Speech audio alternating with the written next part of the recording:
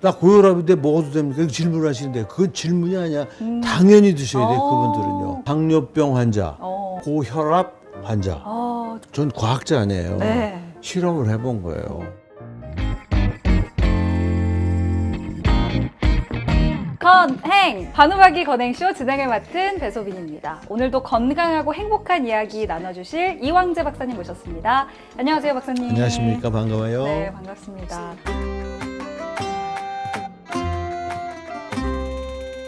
건강하고 행복한 삶을 위한 비결을 또 알려주신다고요, 박사님? 뭐 할 게 더 있겠어요. 그래도 밥상이 하나 남아있으니 어쩔 거야. 그러니까요. 한번 반찬이 열어보셔야지. 하나 더 남아있잖아요? 예, 이거 한번 제가 네. 드릴 테니까 한번 열어보세요.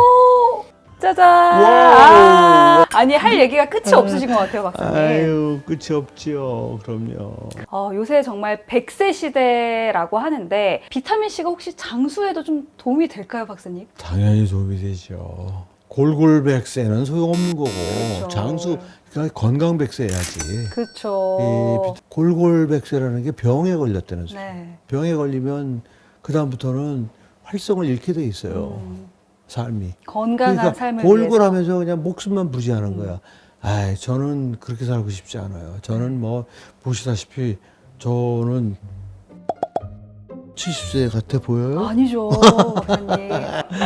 나는 글쎄 지금 같아서는 죽는 날까지 아주 활발하게 의미 있는 활동을 할 수 있을 것 같아요. 네. 물론 비타민C만 가지고 되는 거는 아니에요. 왜 부단하게 운동도 하고. 그렇죠. 바로 그거예요. 저 운동을 무지무지 열심히 해요. 근데 이제 운동만 하면 되는 줄로 착각하시는 분들이 너무 많은 거예요. 그래서 이제 그런 부분들도 내가 오늘 좀 네. 운동을 어떻게 하는 게 좋죠. 저는 운동 전문가는 아니에요. 그렇지만 뭐 제가 아는 비타민C와 관련된 지식이 운동을 할 때의 문제점을 해결하는데 기가 막힌 오늘 지식을 우리 시청자들에게 알려드릴 거예요. 생각해봐. 우리가 운동을 하면 오래 사는 줄 알았더니 아니더라는 거예요. 왜 그러냐면 영향인 거예요. 네. 그게요. 또 어떤 이야기들이 나올지 기대를 하면서 제가 게임을 한 가지 준비했습니다. 그냥 이야기 나누면 좀 재미가 없으니까 질문을 드리면 그 질문에 대한 답을 5글자로 와. 네, 5글자로 답을 해주시면 되겠습니다. 일명 5글자로 말해요 게임인데요. 비타민C는 어떤 환자들이 먹으면 특히 효과가 좋을까요?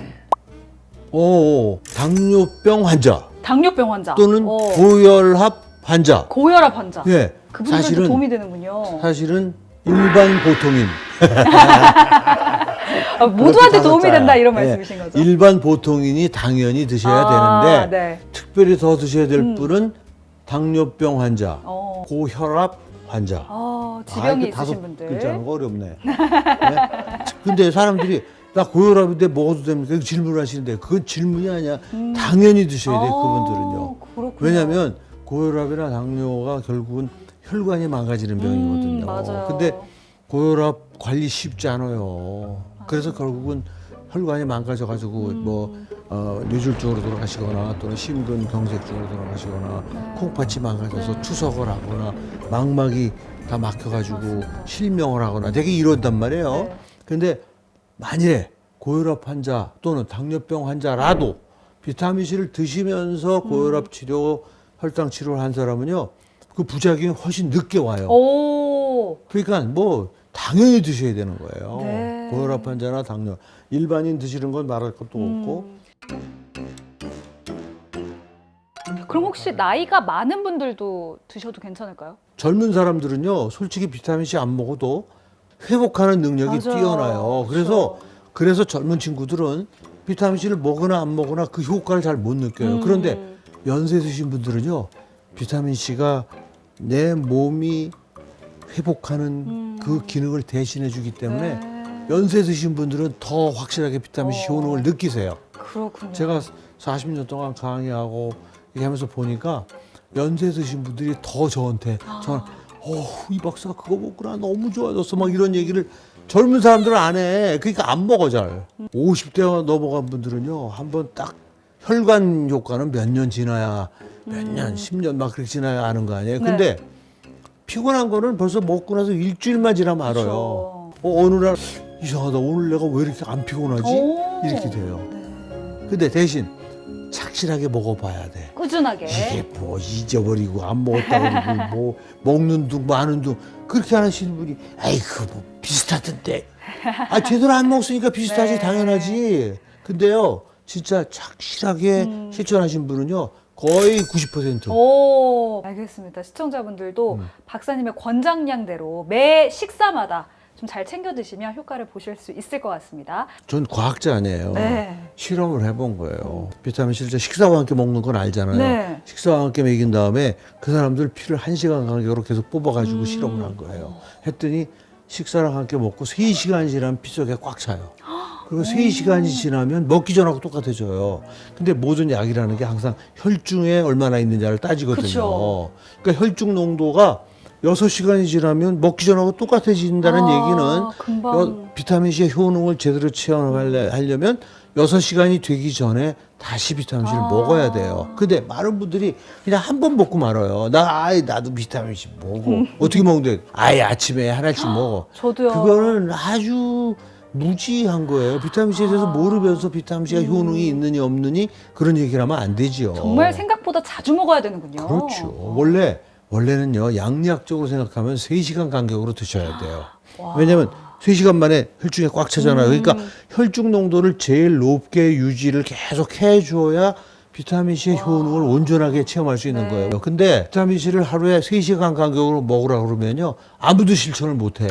그래서 그러면 식사할 때 하자. 네, 그래서 그렇게 한 거예요. 네. 굉장히 양리학적인 그런 근거를 가지고 정한 거지. 그냥 뭐 멋대로 그냥 내가 하고 싶은 대로 정한 게 아니에요. 알겠습니다. 다음 질문 드려볼게요. 요새 또 다이어트 하시는 분들 많으시잖아요. 여름 준비하시는 분들 많은데 혹시 다이어트 하는 사람에게도 도움이 되는지 궁금하실 것 같거든요.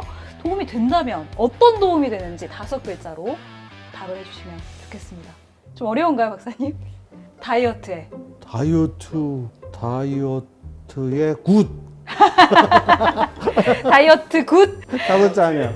다이어트 굿. 다이어트에도 하여튼 좋다 이런 말씀이신데 어떻게 살을 빼는데도 도움이 된다 이런 말씀이신 아니, 거죠? 살을 빼는 데는 도움 안 돼요. 왜냐면 비타민 C 잘 드시면 어떤 일이 생기냐면 위장이 좋아져요. 맨 처음에 뭐 속쓰리다 어쩌고 하지만 비타민 C를 막 한 달, 2달, 석 달 먹잖아요. 네. 위장이 튼튼해져요. 위장이. 그러면 어떤 일이 생길 것 같아요? 밥을 먹고 나면 돌아서면 배고파. 소화가 잘 돼서. 그러니까 소화가 잘 되니까 네.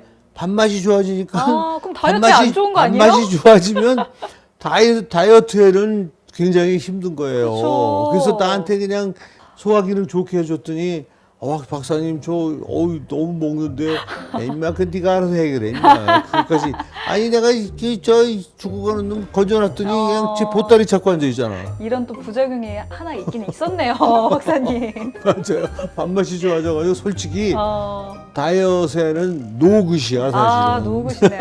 다이어트 하시는 분들. 다이어트는 노굿인데 생각해봐. 다이어트 왜 하는 건데? 건강해지려고 하는 맞습니다. 거 아니에요? 예? 살 빼는 게 목표가 되면 그건 불행한 일이에요. 맞습니다. 살 빼는 걸 목표로 하면 안 되는 거야. 건강을 목표로 해야지. 근데 비타민 C 먹었더니 밥맛이 좋아지면서 건강해지더라. 다이어트 굿, 다이어트 굿. 네, 끝이 없는 비타민 C의 효능에 대해서 지금 박사님께서 맞습니다. 이야기를 해주고 계신데 마지막으로 주변에 비타민 C를 좀 전도하기 위해서 이 이야기를 하면 좋겠다. 5글자로 좀 전도하기 오빠 위한. 믿어봐. 오빠 믿어봐. 네, 박사님 한번 믿고 여러분 또 비타민 꼬박꼬박 잘 챙겨 드시면 참 좋을 것 같습니다. 박사님의 센스가 정말 돋보이는 그런 코너였는데요. 아, 그래요? 사실 이제 장수를 하기 위해서는 안티에이징, 노화 방지 뭐 이런 것들이 굉장히 중요하다고 하잖아요. 그건 뭐 너무 상식적인 얘기라 너무 당연하죠. 우리가 늙는 이유가 활성산소 때문에 늙는 거예요. 네. 활성산소. 근데 비타민 C하고 적이 활성산소예요. 비타민 C를 안 드시는 분들은 그 활성산소 제거를 잘 못하지만 비타민 C 열심히 드시는 분. 그래서 생각해 보세요. 왜 운동선수들이 수명이 짧은가? 운동선수들이 수명이 제일 짧아요. 그건 내가 주장하는 게 아니라 통계에 나와 있는 거. 생각해봐. 우리가 운동을 하면 오래 사는 줄 알았더니 아니더라는 거예요. 왜 그러냐면 활성산소의 영향인 거예요. 그게요. 활성산소를 특히나 현대인은요 활성산소가 너무 많이 생겨요. 스트레스 받고 과식하기 때문에. 그렇죠. 그래서 현대인은 활성산소 줄여줘야 돼. 활성산소를 없앨 수는 없어요. 네. 활성산소 줄이는 가장 쉬운 게 비타민C 드시는 거예요. 어. 안티에이징 뭐 얘기할 것도 없어요. 피부도 좋아지는 거고 네. 안티에이징이란 한마디로 모든 게 종합이 돼요. 아니 혈관 좋아지는 것도 안티에이징이에요. 맞죠. 왜냐면 늙는 거의 첫 번째가 혈관이 막히는 거예요. 혈관이 장기부터 막혀 늙죠. 돌아가시는 거야. 사실 안 먹을 이유가 없다. 이렇게 좀 정리하면 되겠네요. 뭐 그 얘기는 내가 언급 안 합니다. 네, 오늘도 비타민 C에 대한 이야기 이왕재 박사님과 함께 나눠봤습니다. 비타민 C 드시고 여러분도 건강하게 또 행복하게 오래오래 장수하셨으면 좋겠습니다. 오늘도 건강하세요. 건강하고 행복하세요. 행복하세요.